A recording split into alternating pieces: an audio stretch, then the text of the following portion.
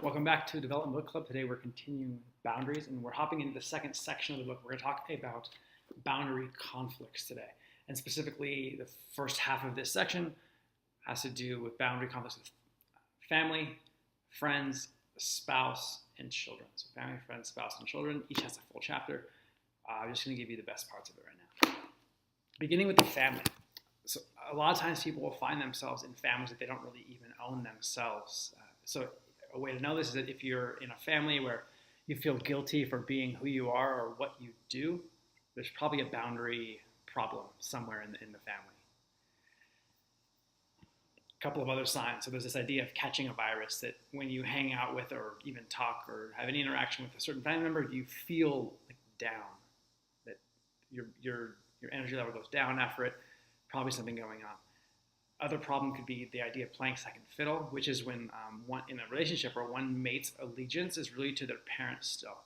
A lot of parents or a lot of marriages fail because the one partner fails to set clear boundaries with what's called their family of origin, like their parents and their family.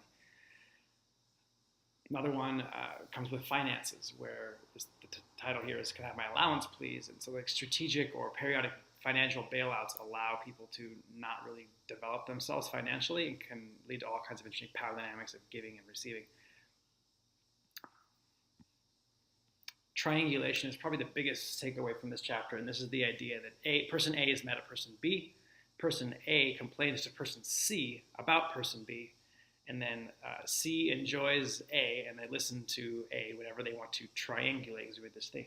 So person C will then call B, mention the conflict with A, and then C becomes B's confidant with respect to person A as well.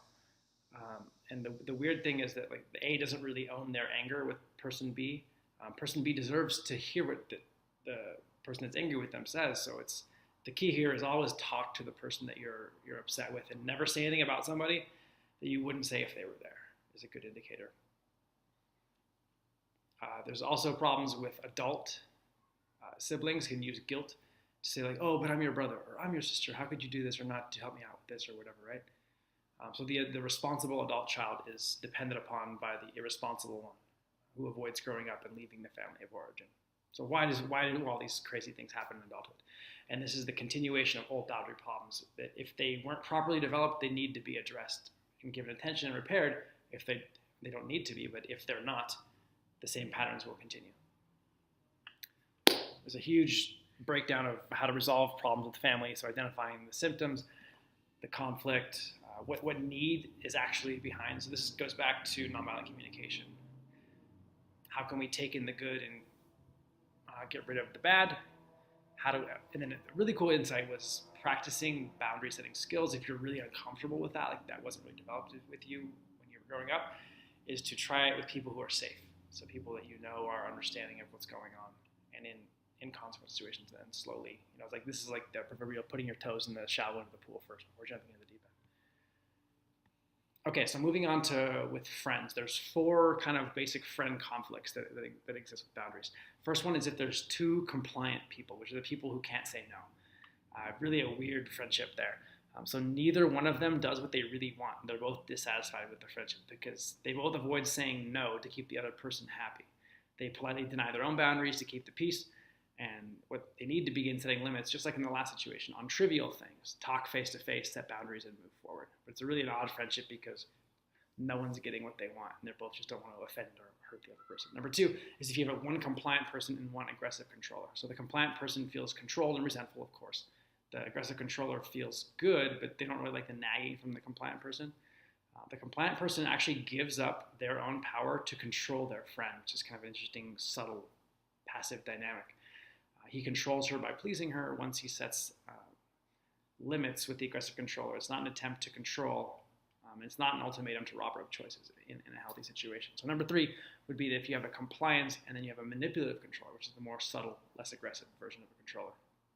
The compliant feels resentment for the manipulative controller's last minute request. So these are all people like, "Oh, I need a babysitter. Can you help me out with this?" Like last minute, The compliant one needs to tell the manipulative controller how they feel and establish boundaries for the manipulative controller's request. So for example, hey, I need at least 2 weeks of notice for baby. I'm more than happy to help you with babysitting, but I need at least 2 weeks notice. If it's less than that, I can't do it. And they need to stick to those boundaries. Fourth type of conflict is a compliant and a non-responsive, which is another weird passive one. So the compliant one will offer to do things, but then the non-responsive never hangs out.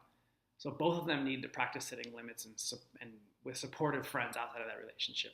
The compliant person should tell the non-responsive person that since they're refusing to an offer, they will not call again until they call. So it's not just like, oh, you want to do this? No. You want to do this? No. You want to do this? No. Okay, let me know if you ever want to spend some time together. Awesome. Chapter 9 is about boundaries with the spouse. This is the third out of 4 we're covering today.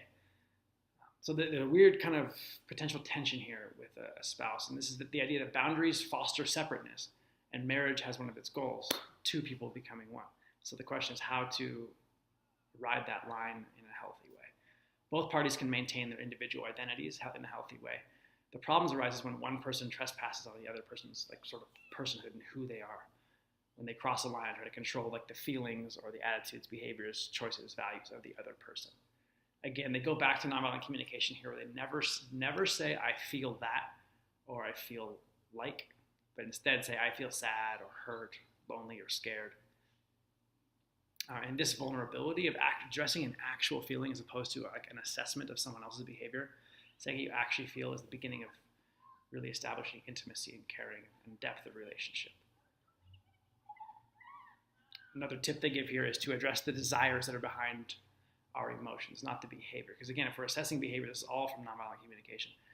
If we're assessing behavior, it's judgment, it's judgy, and it fosters resentment and defensiveness. And this is not a way to really proceed in a discussion.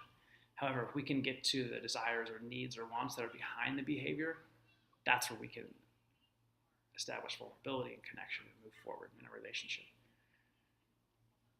A couple points here is that the other person is not really they're not responsible for our limits. We are. Only we know what we can and want to give, and only we can be responsible for drawing that line. If we don't do that, then we'll eventually become resentful, and maybe even more quickly than eventually. And then there was a big section going back to all the laws of boundaries as it was respect to marriage. A few highlights from that is that boundaries need to be communicated first orally, like spoken out verbally, and then with actions, as opposed to the other way around, it's a little passive aggressive to give someone a consequence or without speaking a boundary to them. And the idea here is that a healthy marriage is composed of both togetherness and separateness. So this is the kind of cool one, is that create some space and some time for longing, like I'll give them the gift of missing you is one thing I've heard before. And again, check in with your intention on that to make sure you're not using it to withdraw your attention as a consequence. And give them a chance to miss you. Yeah, like I said. So last one, boundaries for children. Biggest chapter of the book so far, because children go from from literally a newborn until 18 years. So this is so important, having proper boundaries with children. There's an enormous impact, and it's easier to install good boundaries than to repair faulty ones, right? So there's this idea of positive discipline versus negative discipline, which is positive is sitting someone down to educate them and train them in a task. So you're really being a teacher. Negative discipline is correction, chastisement, punitive, punish, right? So the idea here is that good discipline always moves the child towards more internal structure and responsibility. And discipline should not be a payment for something wrong. And it's the natural law of God, they say, that our actions have consequences. Punishment looks back to the past. Good discipline, looks forward to the future and how we can move in the right direction, which is a great distinction. Or are you looking at the past and dwelling on that and punishing for that, or are you looking forward to see how we can be better? The idea here is that we can raise children who know that they can say no and not have important people withdraw their love. Or we can withdraw and guilt trip them for making us feel bad.